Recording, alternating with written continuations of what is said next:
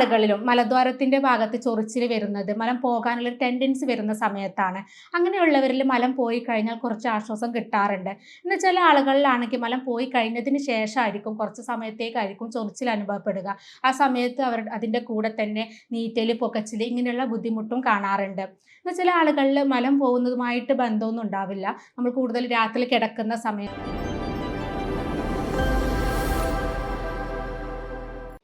നമസ്കാരം.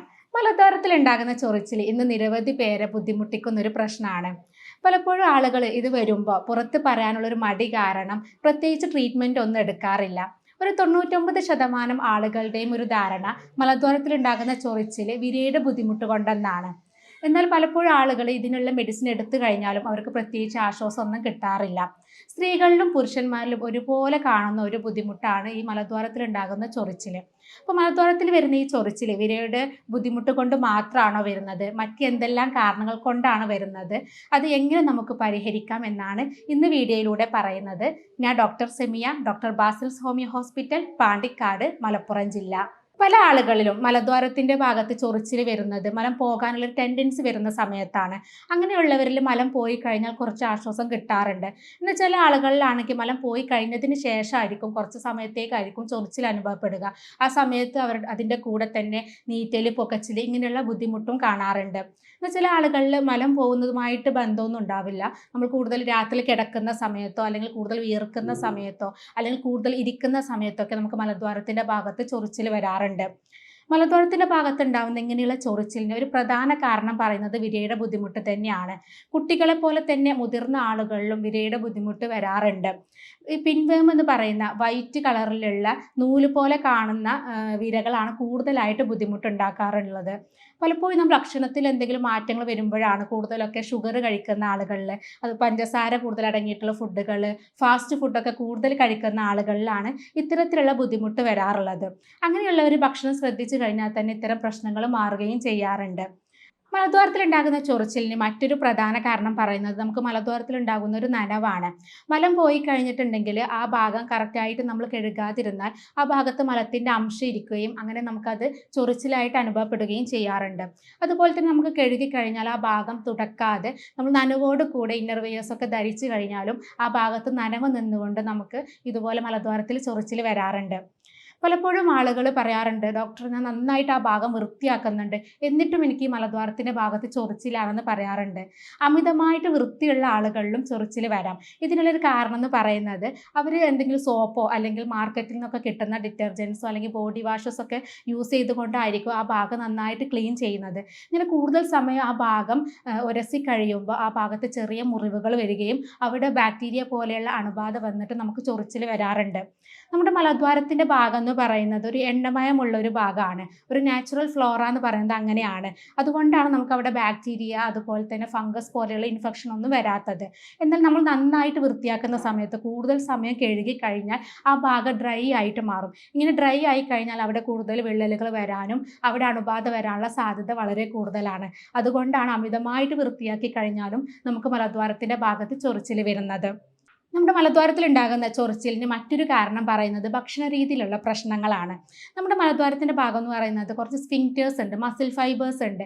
ഇവ ഉള്ളത് കൊണ്ടാണ്, ഇവിടെ നല്ല ടൈറ്റായിട്ട് ഇരിക്കുന്നത് കൊണ്ടാണ് നമുക്ക് മലദ്വാരത്തിൽ നിന്ന് മലം ഇങ്ങനെ പുറത്തേക്ക് വരാത്തതും നമ്മൾ ഇരിക്കുന്ന സമയത്തൊക്കെ പുറത്തേക്ക് വരാത്തത് അതുകൊണ്ടാണ്. അത് നന്നായിട്ട് പിടിച്ചു നിർത്തുന്നത് ഈ ഫൈബേഴ്സാണ്. എന്നാൽ നമ്മൾ ഭക്ഷണത്തിൽ എന്തെങ്കിലും മാറ്റം കഴിഞ്ഞാൽ കൂടുതലായിട്ട് കഫീനൊക്കെ അടങ്ങിയിട്ടുള്ള കാപ്പിയൊക്കെ കൂടുതൽ കഴിക്കുന്ന ആളുകളിൽ ആ ഭാഗത്ത് ഈ മസിൽ ഫൈബേഴ്സ് ലൂസ് ആവാനുള്ള സാധ്യതയുണ്ട്. ഇങ്ങനെ ലൂസായി കഴിഞ്ഞിട്ടുണ്ടെങ്കിൽ മലം പുറത്തേക്ക് ചെറുതായി അംശം പുറത്തേക്ക് വരികയും അത് നമുക്ക് ഇച്ചിങ് ആയിട്ട് ചൊറിച്ചിലായിട്ട് അനുഭവപ്പെടുകയും ചെയ്യാറുണ്ട്. കാപ്പി പോലെ തന്നെ സ്ഥിരമായിട്ട് ചായ കുടിക്കുന്ന ആളുകളിൽ, അതുപോലെ ബിയർ, എനർജി ഡ്രിങ്ക്സ് ഒക്കെ സ്ഥിരമായിട്ട് ഉപയോഗിക്കുന്ന ആളുകളും ഇതുപോലെ ആ മസിൽ ഫൈബേഴ്സ് സ്ഫിങ്ക്റ്റേഴ്സ് ഒക്കെ ലൂസാവുകയും ഇത് മലദ്വാരത്തിൽ ചൊറിച്ചിൽ വരാനുള്ള സാധ്യതയുണ്ട്. അതുപോലെ തന്നെ ചില ആളുകൾക്ക് ചില ഭക്ഷണത്തിനോട് അലർജി ഉണ്ടാവും, പാലുൽപ്പന്നങ്ങളോട് അലർജി ഉള്ള ആളുകളുണ്ടാവും. അതുപോലെ എരിവുള്ള ഭക്ഷണത്തിനോട്, സിട്രസ് പഴങ്ങളോടൊക്കെ കൂടുതൽ അലർജി ഉള്ള ആളുകളുണ്ടാവും. ഇങ്ങനെ അലർജി വരുന്ന സമയത്ത് അത്തരം ഭക്ഷണങ്ങൾ കഴിക്കുമ്പോൾ ഇതുപോലെ തന്നെ ആ ഭാഗത്ത് നമുക്ക് ചൊറിച്ചിൽ വരാനുള്ള സാധ്യതയുണ്ട്. കോട്ടൺ അല്ലാത്ത അടിവസ്ത്രങ്ങൾ യൂസ് ചെയ്ത് കഴിഞ്ഞാൽ നമുക്ക് മലദ്വാരത്തിന്റെ ഭാഗത്ത് ചൊറിച്ച് വരാനുള്ള സാധ്യതയുണ്ട്. ഇങ്ങനെ പോളിസ്റ്റർ ഉപയോഗിക്കുമ്പോൾ ആ ഭാഗത്ത് വിയർപ്പ് കെട്ടിക്കിടക്കുകയും അത് നമുക്ക് ചൊറിച്ചിൽ വരാനുള്ള കാരണമാവുകയും ചെയ്യും. അപ്പോൾ കൂടുതലായിട്ട് നമ്മൾ കോട്ടൺ ഉപയോഗിച്ചുള്ള വസ്ത്രങ്ങൾ ഉപയോഗിക്കുന്നതാണ് ഏറ്റവും നല്ലത്. അതുപോലെ തന്നെ ഇടുങ്ങിയ നല്ല ടൈറ്റ് ആയിട്ടുള്ള വസ്ത്രങ്ങൾ ഉപയോഗിക്കുന്ന ആളുകളുണ്ട്. ഇപ്പോൾ പുരുഷന്മാരിലൊക്കെ നല്ല ടൈറ്റുള്ള ജീൻസ് ഒക്കെ യൂസ് ചെയ്യുന്ന ആളുകളും സ്ത്രീകളിലൊക്കെ അങ്ങനെ ടൈറ്റ് ആയിട്ടുള്ളത് യൂസ് ചെയ്യുന്ന സമയത്ത് അവിടെ കൂടുതൽ വിയർപ്പ് നിന്നിട്ട് നമുക്ക് ഇതുപോലെ മലദ്വാരത്തിന്റെ ഭാഗത്ത് ചൊറിച്ചിൽ വരാം. പല ആളുകളും പേഷ്യൻസ് നമ്മുടെ ഒ പിയിൽ വന്നിട്ട് പറയാറുണ്ട്, ഡോക്ടർ എനിക്ക് മലദ്വാരത്തിൻ്റെ ഭാഗത്ത് ചൊറിച്ചിലാണ്, വിരയുടെ ബുദ്ധിമുട്ടാണെന്ന് തോന്നുന്നു എന്ന് പറയാറുണ്ട്. ആ ഭാഗത്ത് നമ്മൾ ആ ഭാഗം ചെക്ക് ചെയ്യുമ്പോഴാണ് നമുക്കത് പൈൽസ് പോലെയുള്ള അല്ലെങ്കിൽ ഫിസ്റ്റുല പോലെയുള്ള മലദ്വാരത്തിൽ ഉണ്ടാകുന്ന അസുഖങ്ങൾ കൊണ്ടാണ് ഈ ചൊറിച്ചിൽ വരുന്നതെന്ന് മനസ്സിലാക്കുന്നത്. പൈൽസ് എന്ന് പറയുന്നത് നമുക്കറിയാം മലദ്വാരത്തിൽ ഉണ്ടാകുന്ന നരമ്പുകൾ തടിക്കുന്നതാണ്. ഇങ്ങനെ തടിച്ച് നിൽക്കുന്ന സമയത്ത് നമുക്ക് അതിലൂടെ മലം പോകാൻ ബുദ്ധിമുട്ട് വരും. ആ സമയത്ത് നമ്മൾ കൂടുതൽ പ്രഷറൊക്കെ കൊടുക്കുന്ന സമയത്ത് തടിപ്പുകൾ പുറത്തേക്ക് തള്ളി വരാനുള്ള സാധ്യതയുണ്ട്. ഇങ്ങനെ പുറത്തേക്ക് തള്ളി വരുമ്പോൾ നമുക്കത് മലദ്വാരത്തിൻ്റെ ഭാഗത്ത് നമുക്ക് ഇറിറ്റേഷൻ ഉണ്ടാക്കുകയും അത് ചൊറിച്ചിലായിട്ട് അനുഭവപ്പെടുകയും ചെയ്യും. അപ്പോൾ പലപ്പോഴും പൈൽസ് പോലെയുള്ള രോഗങ്ങളിൽ ആദ്യ ലക്ഷണമായിട്ട് കാണിക്കുക ഈ ചൊറിച്ചിലായിരിക്കും. പക്ഷേ ആളുകൾ ഇത് പൈൽസാണുള്ളത് അറിയുന്നുണ്ടാവില്ല. നമുക്ക് പ്രത്യേകിച്ച് പുറമേക്ക് ലക്ഷണങ്ങളൊന്നും ഇല്ലെങ്കിലും ഉള്ളിൽ ഇൻറ്റേർണൽ പൈൽസ് എന്ന് പറയും, ഇങ്ങനെ പൈൽസ് ഉള്ളിലുണ്ടാവാം. അതുകൊണ്ടായിരിക്കും ഈ ചൊറിച്ചിൽ അനുഭവപ്പെടുന്നത്. അതുപോലെ തന്നെയാണ് ഫിഷർ പോലെയുള്ള രോഗങ്ങളും. മലദ്വാരത്തിൻ്റെ ഭാഗത്തുണ്ടാവുന്ന വിള്ളലുകളാണ് ഫിഷർ എന്ന് പറയുന്നത്. ഇങ്ങനെ വിള്ളലുകൾ വന്നു കഴിഞ്ഞിട്ടുണ്ടെങ്കിൽ ആ ഭാഗത്ത് നമുക്ക് ചൊറിച്ചിൽ വരാനുള്ള സാധ്യതയുണ്ട്. കാരണം അവിടുത്തെ സ്ഫിങ്ക്റ്റേഴ്സ്, അതായത് മസിൽ ഫൈബേഴ്സ് ഒക്കെ ലൂസാവും. അത് അങ്ങനെ ആയി കഴിഞ്ഞിട്ടുണ്ടെങ്കിൽ ആ ഭാഗത്ത് നമുക്ക് ചൊറിച്ചിൽ വരാനുള്ള സാധ്യതയുണ്ട്. അതുപോലെ മറ്റൊരു അസുഖമാണ് മലദ്വാരത്തിലുണ്ടാകുന്ന മറ്റൊരു അസുഖമാണ് ഫിസ്റ്റുല എന്ന് പറയുന്നത്. ഫിസ്റ്റുല നമുക്കറിയാം മലദ്വാരത്തിൽ നിന്ന് വേറൊരു ഹോളായിട്ട് വേറൊരു ട്രാക്റ്റ് ഫോം ചെയ്യുന്നതാണ്.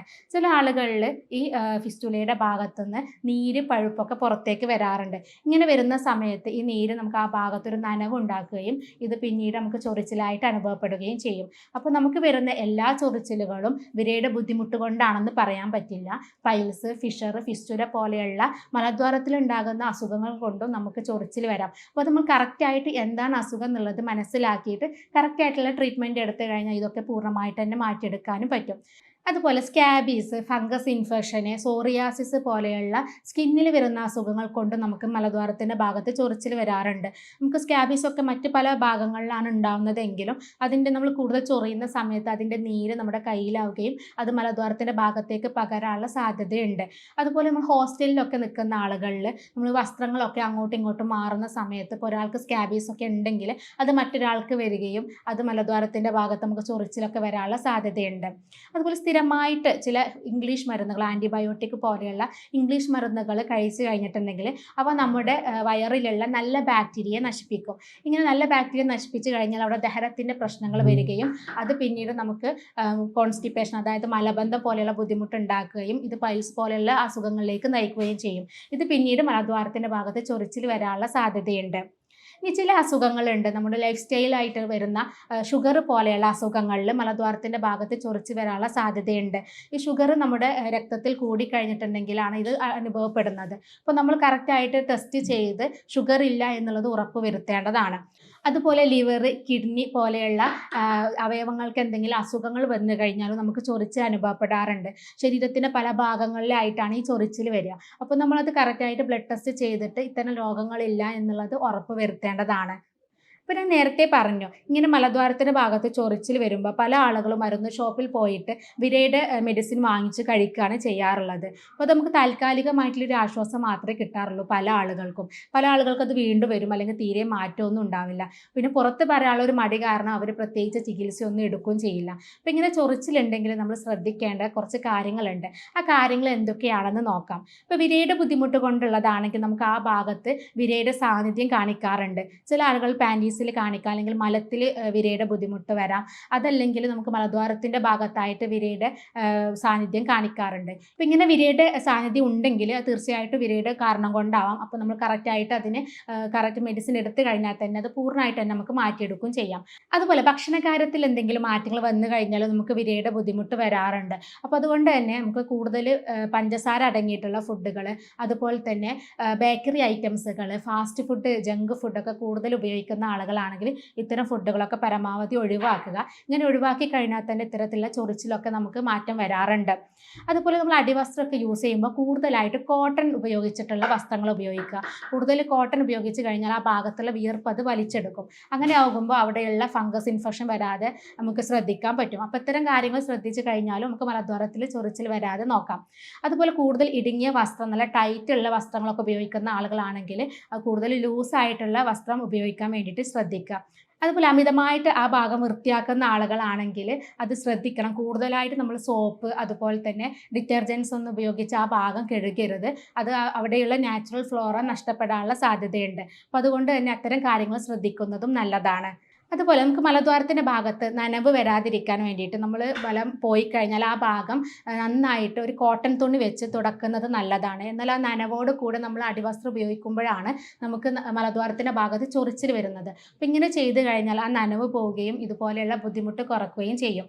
ഞാൻ നേരത്തെ പറഞ്ഞു, നമ്മൾ കാപ്പി അതുപോലെ തന്നെ ചായയൊക്കെ കൂടുതൽ കഴിക്കുന്ന ആളുകളിൽ ആ ഭാഗത്തുള്ള മസിൽസ് ലൂസ് ആവാനുള്ള സാധ്യതയുണ്ടെന്ന്. അപ്പോൾ അങ്ങനെയുള്ള ആളുകൾ ഇത് സ്ഥിരമായിട്ട് ഉപയോഗിക്കുന്ന ആളുകളാണെങ്കിൽ അവർക്ക് ചൊറിച്ചിൽ വരുന്നുണ്ടെങ്കിൽ ഇത്തരം പാനീയങ്ങൾ ഒഴിവാക്കി കഴിഞ്ഞാൽ തന്നെ നമുക്ക് ആശ്വാസം കിട്ടും. അതുപോലെ തന്നെ അലർജി ഉള്ള ആളുകളൊക്കെ, ചില ഫുഡിനോട് അലർജി ഉള്ള ആളുകളുണ്ടാവും. അത്തരം അലർജി ഉണ്ടാക്കുന്ന ഫുഡുകളും നമ്മൾ പൂർണ്ണമായിട്ട് തന്നെ മാറ്റാം. അതുകൊണ്ട് തന്നെ നമുക്ക് ആ ഭാഗത്തുള്ള ചൊറിച്ചിൽ കുറഞ്ഞു വരികയും ചെയ്യും. ഇനി പൈൽസ് പോലെയുള്ള അസുഖങ്ങളുള്ള ആളുകളാണെങ്കിൽ ഇന്റേണൽ പൈൽസ് ആയിട്ടോ അല്ലെങ്കിൽ പുറമെ നമ്മുടെ എക്സ്റ്റേണൽ പൈൽസ് ആയിട്ടൊക്കെ ആ ഭാഗത്ത് തടിപ്പുകളോ അതിൻ്റെ കൂടെ ബ്ലീഡിംഗ് ഒക്കെ ഉണ്ടെങ്കിൽ അത് മിക്കവാറും പൈൽസ് പോലെയുള്ള അസുഖങ്ങൾ കൊണ്ടാണ്. അപ്പോൾ അതുകൊണ്ട് തന്നെ അത്തരം അസുഖങ്ങളുള്ള ആളുകളാണെങ്കിൽ കൂടുതൽ ഇരുന്നിട്ടുള്ള ജോലിയൊക്കെ ചെയ്യുന്ന ആളുകളാണെങ്കിൽ അത് ശ്രദ്ധിക്കണം. കൂടുതൽ ഇരുത്തം വരുന്ന സമയത്തൊക്കെ നമ്മൾ ഓരോ മണിക്കൂർ എഴുന്നേറ്റ് റിലാക്സ് ചെയ്യുക. അതുപോലെ തന്നെ നമ്മൾ ഫുഡിൻ്റെ കാര്യങ്ങൾ, ചിക്കന്, മുട്ട പോലെയുള്ള നമ്മുടെ ബോഡി ഹീറ്റാക്കുന്ന ഫുഡുകൾ പരമാവധി ഒഴിവാക്കുക. പിന്നെ അതുപോലെ ഫിഷർ രോഗമുള്ള ആളുകളാണെങ്കിൽ മലദ്വാരത്തിൻ്റെ ഭാഗത്ത് നമുക്ക് നല്ല വേദന അനുഭവപ്പെടാനുള്ള സാധ്യതയുണ്ട്. അതിൻ്റെ കൂടെ തന്നെ ചൊറിച്ചിലും വരാം. അപ്പം അങ്ങനെയുള്ള ആളുകൾ ഒരു പാത്രത്തിൽ അരഭാഗം ചൂടുവെള്ളം എടുത്തിട്ട് അതിൽ കല്ലുപ്പിട്ടിട്ട് ഇരുന്ന് കഴിഞ്ഞിട്ടുണ്ടെങ്കിൽ സിറ്റ്സ് ബാത്ത് എന്നാണ് നമ്മൾ അതിനെ പറയാറുള്ളത്. അങ്ങനെ ചെയ്ത് കഴിഞ്ഞാൽ നമുക്ക് മലദ്വാരത്തിൻ്റെ ഭാഗത്തുള്ള ചൊറിച്ചിലിന് ഒരു പരിധി വരെ ആശ്വാസം കിട്ടാറുണ്ട്.